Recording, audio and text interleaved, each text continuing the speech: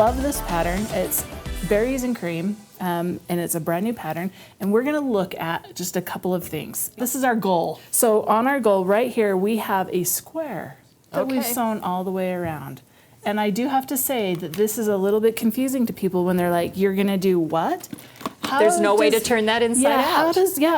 I can't sew it like that because there's nothing there, right? So what we're going to be doing is we're going to be trimming our half square triangles to 3 inches. And we are going to show this ruler. This is the Clearly Perfect Slotted Trimmers. Okay, so this is really easy to use. You have kind of a grayed out area, and that is your seam allowance. Okay. Okay, and then you're going to put a dotted line right on there, right on your stitch line. And even though we've gone all the way around, we don't even have to cut these apart before we trim them. What? So we can just go right here. That is the second mind blown. Okay. Because that angle is going to be the same if I overcut just a little bit. Okay. But you'll probably want to so you can get it apart. Yep. There we go. And then I just come in right here and stick my rotary blade in. And then make sure you get in the right hole, because if you get in the wrong one, it's not good. You want it right there on your line, and then you pull it off, and look at that.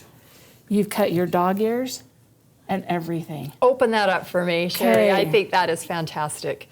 Wow. There it is, you know, all you have there. to do is trim it. You just took about 10 steps away from my pedometer.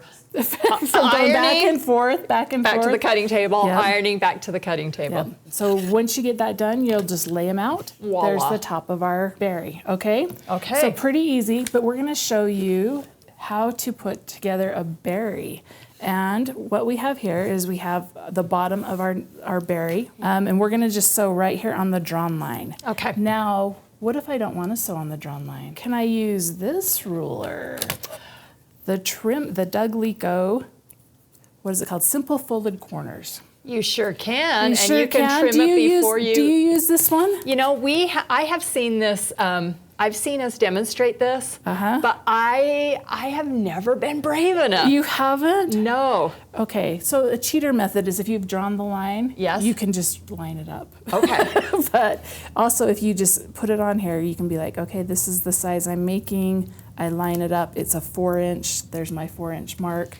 Line it up right there on the corner. Okay. And we're gonna cut it before. Are you gonna be okay with that, Allison? You know. But I love this because now I'm able to just sew right there, and it's gonna be done before. Okay. Because all of a sudden you are getting those lines straight and you're not getting any warping.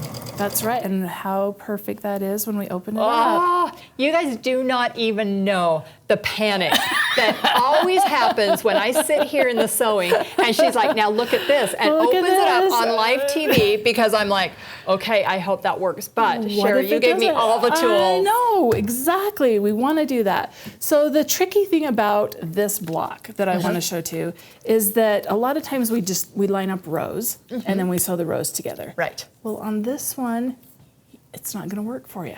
You're going to have to do columns. Okay. Okay. Which columns are just straight up and down rows? They are. What you're doing is you're going to do a flip and fold corner. So we've done this, and we did it in 2 colors. So this is basically a flying geese block, or flying goose block. Do you see how they mirror each other? Mm-hmm. So it makes a little bit of a complex block because you have to think about that. Right. Okay. So know that they're going to mirror each other. And then we're going to move that up just a little bit, and we're going to lay out the rest of our block here. We are going to have, now I want you to see this. You have 2 of these. You're going to sew them the same. But now look, they're different blocks. Do you see that? So a new way to say flip and fold. You're going to flip that over. You're going to flip your flip and folds. So this one's going to go here, and this one's going to come here. And then the same thing, we've got 2 done. We're going to flip one of our flip and folds, and it's going to come here, and this one's going to go there.